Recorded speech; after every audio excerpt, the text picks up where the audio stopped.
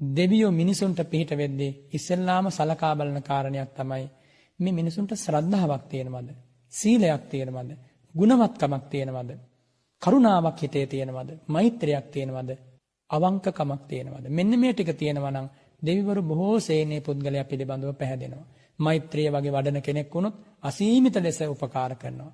දේවතානම් පියෝ හෝති. මෙත් වඩන කෙනා දෙවියන්ට ප්‍රිය වෙනවා. මේ මිනිස් ලෝකයේ ගුණයමයි වටින්නේ. අකෘතඥයන්ට දෙවියෙක්වත් පිහිට වෙන්නේ නැහැ. දැන් මේ වගේ කාලයක මිනිසුන්ගේ අඳෝනාවක් තමයි දෙවියෝවත් මේවා දිහා බලලා මේ මනුස්ස ලෝකේ මිනිසුන්ට පිහිට වෙන්නේ නැද්ද කියලා. ඔවුන් විමසන්නට ඕනේ ඒ කාරණේ නෙමෙයි. මනුස්ස ලෝකේ මිනිසුන්ට පිහිට වෙන්නට තරම් ගුණසාරයක් හදවත්වල තියෙනවද? තියෙන නැත්තන්ට කොහොමත් පිහිට වෙනවා.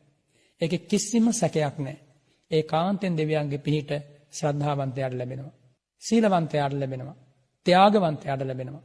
ප්‍රඥාවන්තයාට ලැබෙනවා. ලැබෙන අවස්ථාව මෙන්න මේ වෙලාව කියලා කාටවත් කියන්න බෑ. හැබැයි පිහිට වෙනවාමයි. කිසිම සැකයක් නැහැ.